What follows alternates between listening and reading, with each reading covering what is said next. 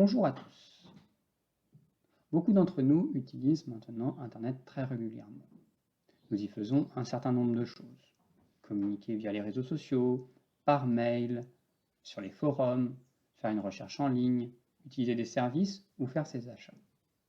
Pour faire ces choses en toute sécurité, il convient de respecter certaines règles. Ces règles, je vais vous les exposer dans la vidéo d'aujourd'hui et vous donner ainsi quelques conseils pour respecter les bonnes pratiques d'Internet. Tout d'abord, parlons d'identité numérique ou d'e-réputation. Qu'est-ce que l'identité numérique? Lorsque nous allons sur Internet, que nous faisons différentes pratiques, nous laissons des traces. Certaines de ces traces peuvent être visibles, certaines intentionnellement, d'autres un peu moins. L'ensemble de ces traces va constituer mon identité numérique, comment on va me voir à travers les internets.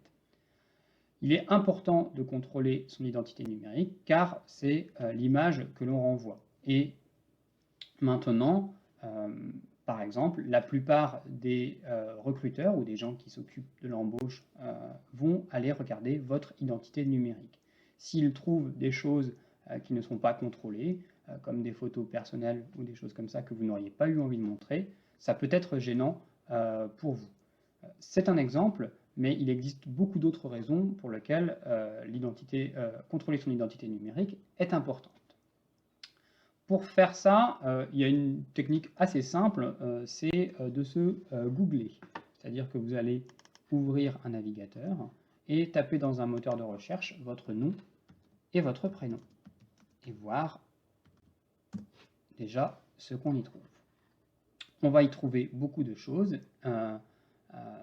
alors parfois pas forcément liées à vous, des profils Facebook, des adresses dans les pages jaunes, voire des articles dans la presse locale ou des choses comme ça. Vous pouvez contrôler tout ça. C'est-à-dire que par exemple, sur mon profil Facebook, je peux tout à fait demander à ne pas être référencé dans les moteurs de recherche. Comment on fait ça? On se rend sur Facebook.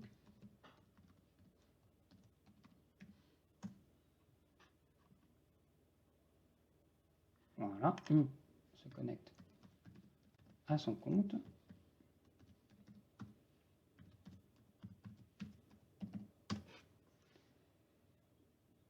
Voilà. Et dans les paramètres, on va demander, dans les paramètres,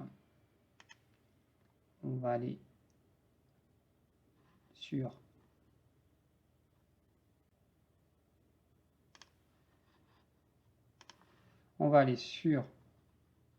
la partie confidentialité et tout en bas, demander à ce que je ne sois pas référencé dans les moteurs de recherche. Si vous avez une page Facebook personnelle et que vous n'avez pas envie que ce soit lié à d'autres activités, je vous conseille de faire cette modification.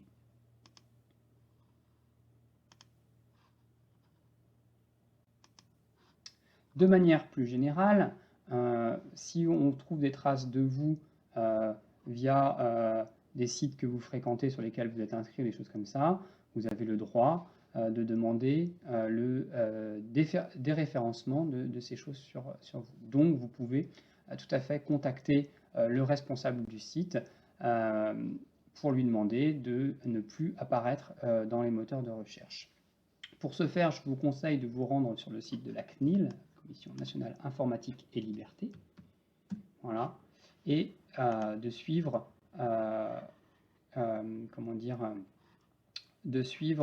ce qu'ils vous disent. Alors vous pouvez aller voir comprendre mes droits, mais le déréférencement dont je parle doit se trouver dans les bonnes pratiques, si je ne me trompe pas.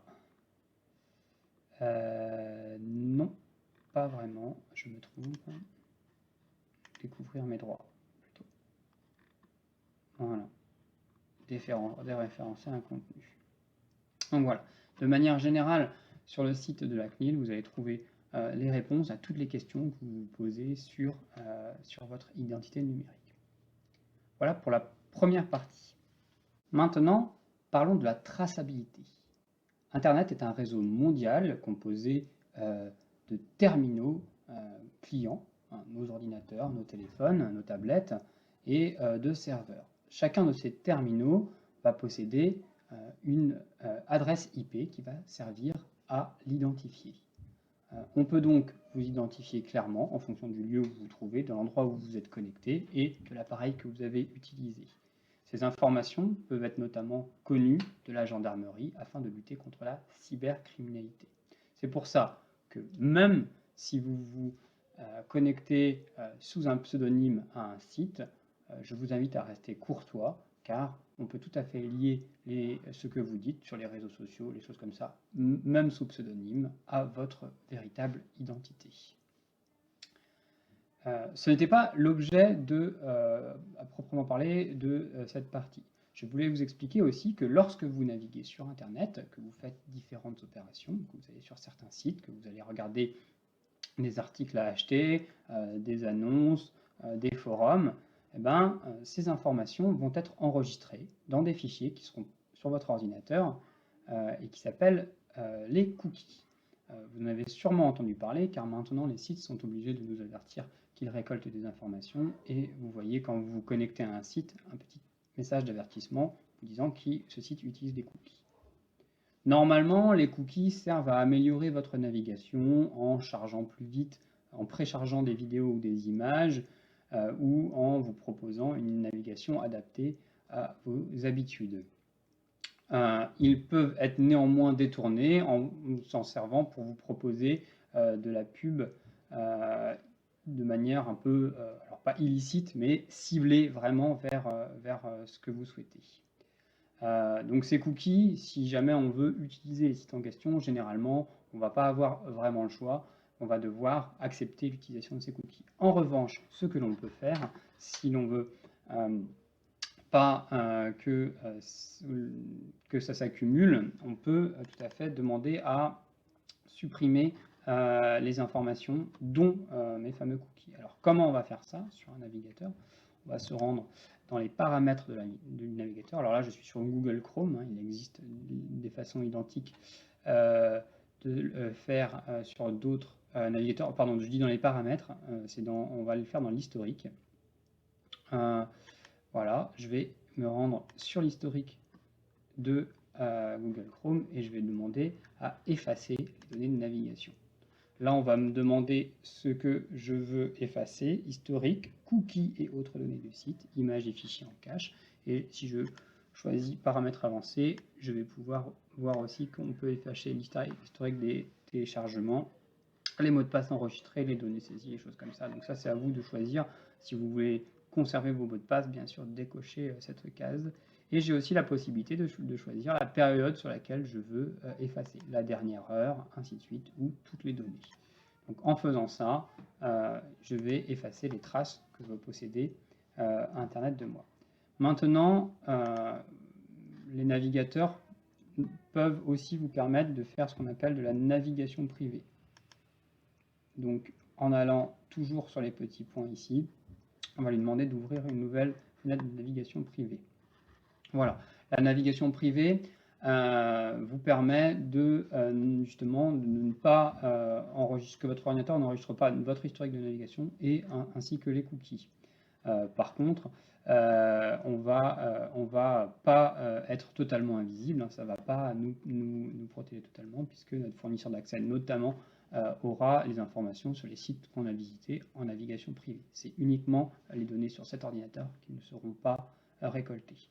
Donc voilà, si jamais vous vous connectez depuis un ordinateur public, dans un cyberespace par exemple, ou depuis chez quelqu'un et que vous voulez avoir à éviter de supprimer l'historique, bah vous pouvez utiliser par exemple la navigation privée.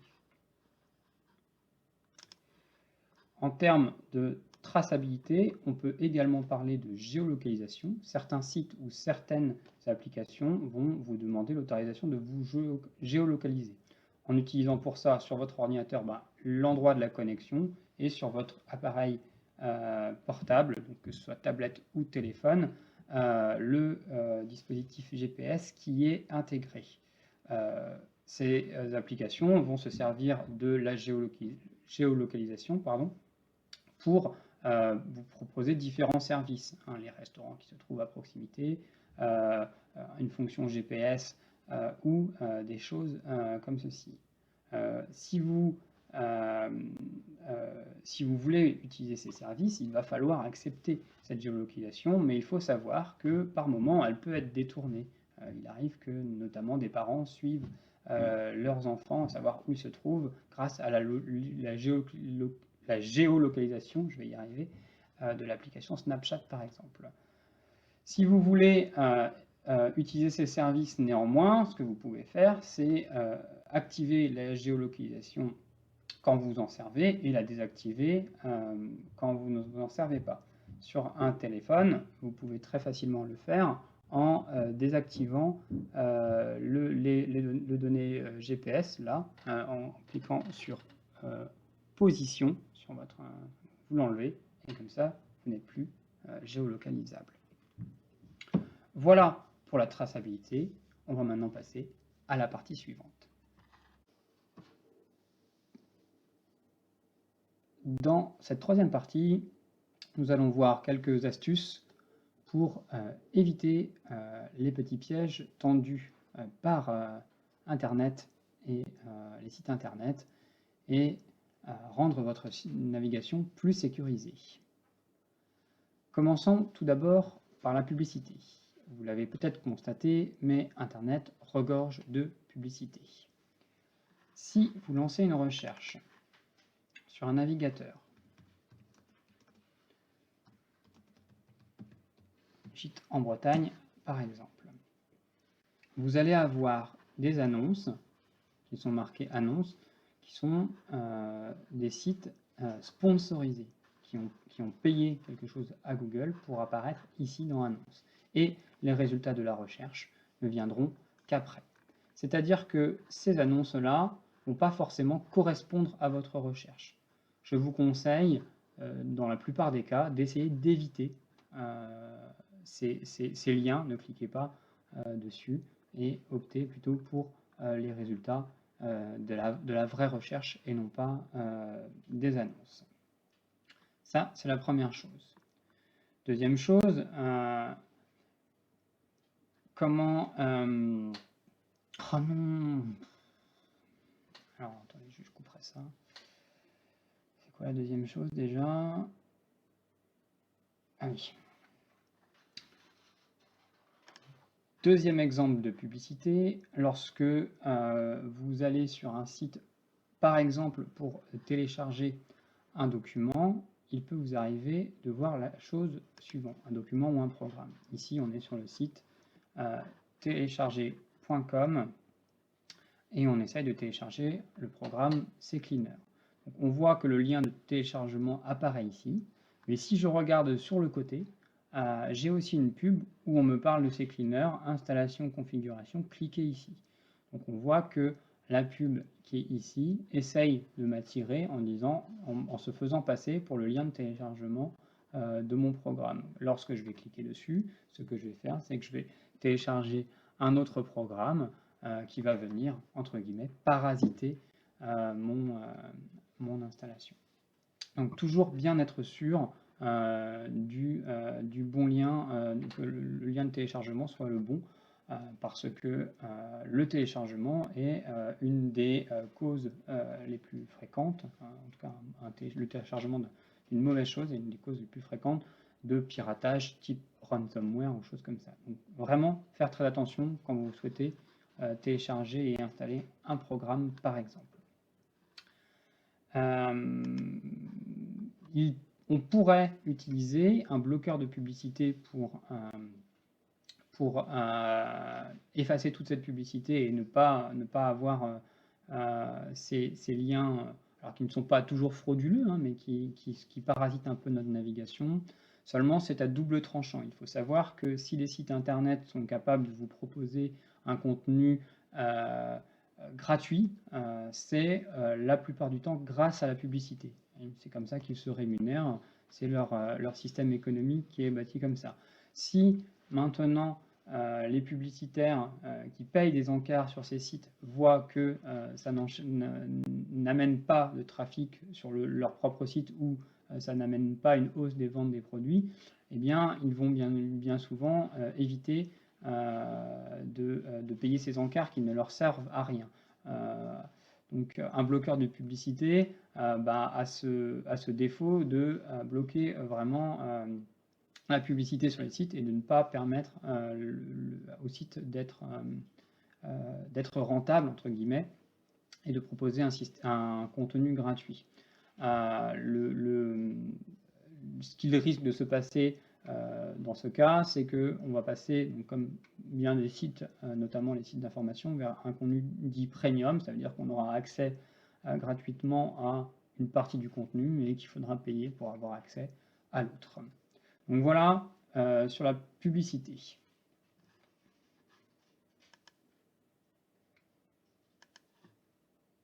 La deuxième chose, le deuxième petit piège à éviter, c'est lorsqu'on se rend sur un site où l'on va laisser des données personnelles, que ce soit un réseau social, que ce soit un site d'achat en ligne, par exemple, avec des données sensibles comme des données bancaires, ou même, encore plus sensible, le site de votre banque, toujours s'assurer que le site est sécurisé et que les données qui vont aller dans le réseau sont cryptées. Alors, comment faire ça? Eh bien, il suffit de vérifier que le site en question est sécurisé par le protocole HTTPS et non pas sous protocole simple HTTP. Alors, je vous explique le truc. Je vais faire une recherche sur une banque, par exemple. Voilà. Je me rends sur le site de la banque. Et je m'aperçois qu'en haut de mon navigateur, j'ai un petit cadenas. Si je clique dans ma barre d'adresse, je vois que l'adresse complète du site est https://www.creditagricole.fr. Ça veut dire que si j'utilise ce site et que, par exemple, je transmets des données, comme par exemple, ici, vous voyez que j'ai accès à mon espace, les données qui vont transiter depuis mon ordinateur vers le serveur du Crédit Agricole vont être cryptées et que si elles sont interceptées, ce qui est possible, elles ne seront pas lisibles, elles ne seront pas décryptables, elles seront uniquement décryptables par le serveur lui-même. Donc voilà, quand vous faites vos achats en ligne, dès que vous laissez des données personnelles, vérifiez absolument que ce petit cadenas est en haut. Faites-le sur des sites de confiance, des sites des marques que vous retrouvez, d'enseignes que vous retrouvez dans la vie de tous les jours. Ce sera plus facile, même en cas de problème lors de livraison ou si le produit ne correspondait pas, c'est toujours plus facile de pouvoir s'adresser à une enseigne qui a un magasin quelque part. Voilà pour ce petit point. Et le dernier petit point sur les pièges à éviter, c'est ce qu'on appelle le phishing. Alors le phishing, c'est que vous recevez un mail d'une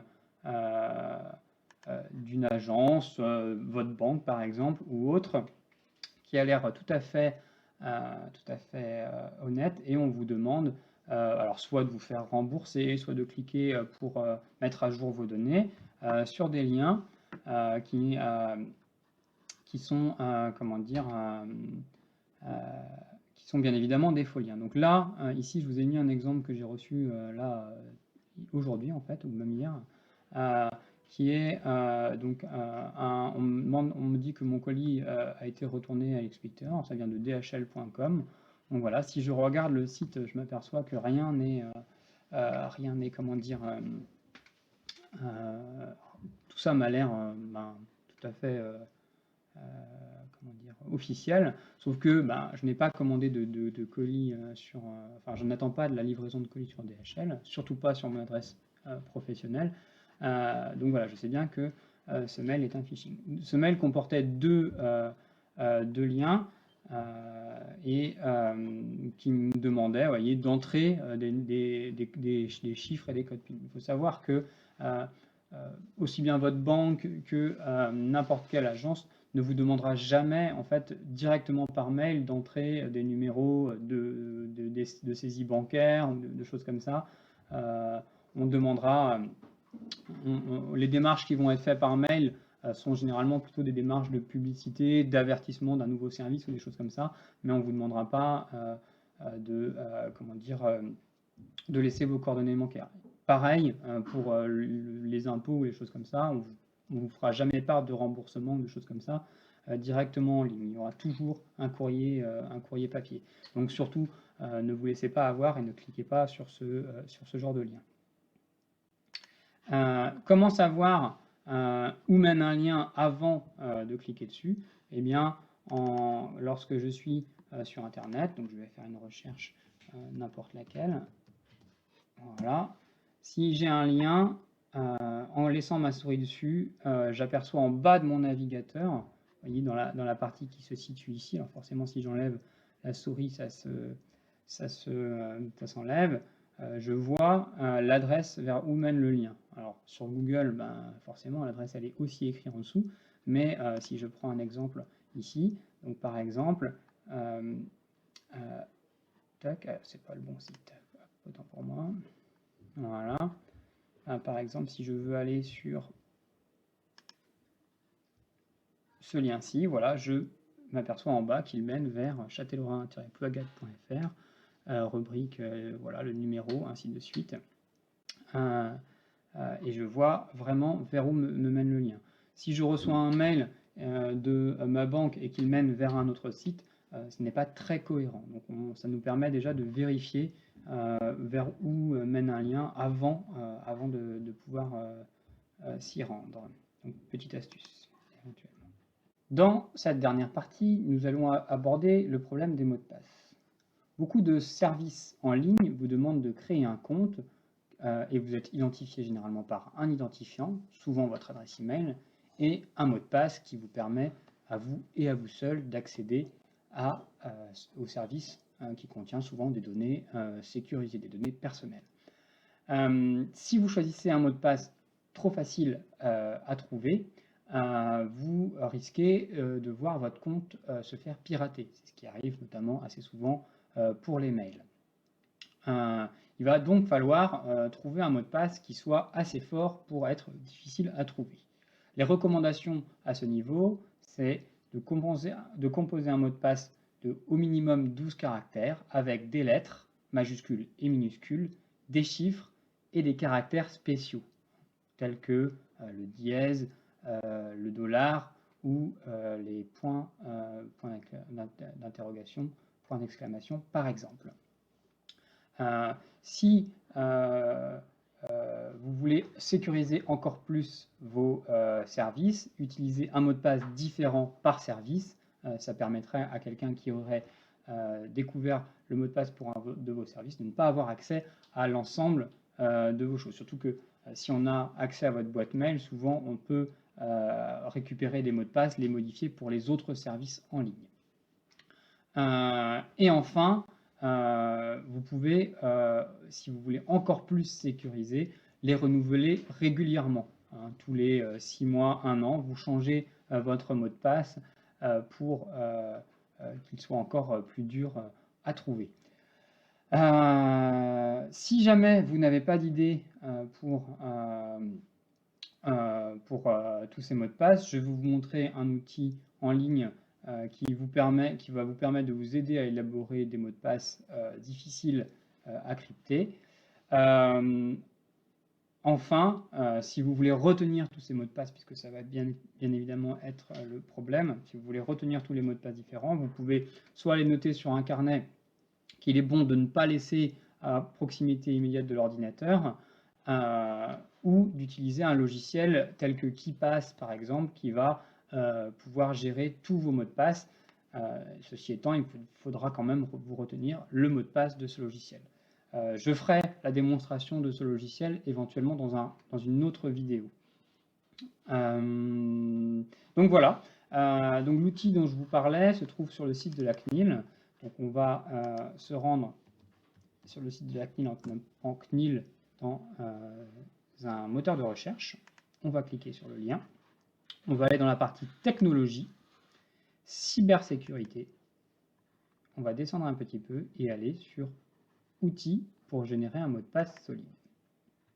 Alors, qu'est-ce qu'on nous dit? que pour générer un mot de passe solide, ce qu'il faut, c'est choisir une phrase que l'on retiendra facilement. Par exemple, j'ai 1 an de moins que ma sœur. Alors, vous voyez que là, j'ai déjà rempli deux critères. J'ai un nombre et un signe de ponctuation. Je n'ai pas de majuscule. Alors, ce que je vais faire, c'est que je vais modifier. Je vais juste mettre une majuscule au début de ma phrase. Point. Je vais mettre un point ici. Et je vais mettre j'ai 2 ans de plus que ma cousine. Voilà. Et là, j'ai donc mes 12 mots, puisque c'était un des critères aussi. Je peux même mettre éventuellement un point d'exclamation à la fin. Et en fait, ce qui va vous faire, quand vous allez cliquer sur... Donc, il vous faut que vous notiez une phrase assez longue avec voilà, un nombre, une majuscule, un signe de ponctuation ou un caractère spécial et une douzaine de mots. Donc, une fois que vous avez fait ça, vous générez le mot de passe et donc voilà, il me donne le mot de passe suivant qui est assez long et assez dur à deviner. Donc il faut associer ce mot de passe à la phrase et en fait ce qu'il fait c'est qu'il prend la première lettre de chaque mot ainsi que tous les signes de ponctuation et les chiffres. Et donc comme ça vous pouvez retenir le mot de passe. Donc voilà, il vous fournit en plus quelques conseils pour améliorer la sécurité du mot de passe qui sont ici et vous avez même une option pour le renforcer éventuellement. Donc si jamais vous voulez un mot de passe difficile, vous pouvez vous aider de ce petit outil qui se trouve sur le site de la CNIL. J'ai fini donc pour ces petits conseils. De manière générale, vous avez vu qu'on est allé déjà plusieurs fois sur le site de la CNIL, je vais revenir à l'accueil. Voilà. Si vous avez un problème avec l'utilisation d'Internet, si vous voulez connaître vos droits, savoir quelles sont les bonnes pratiques ou comment agir si vous êtes victime d'une fraude, par exemple, eh bien, je vous encourage à vous rendre sur le site de la CNIL, qui est la Commission nationale informatique et liberté, qui est l'organe qui protège nos droits informatiques en France. Vous allez avoir plein d'outils pour vous en sortir, des courriers type affaires pour exiger que vos données soient protégées ou supprimées le cas échéant. Voilà, vous allez avoir plein d'informations sur ce site, donc je vous encourage à y aller. Voilà, je vous souhaite une bonne navigation sécurisée sur Internet. Je vous dis à bientôt pour une prochaine vidéo. Au revoir.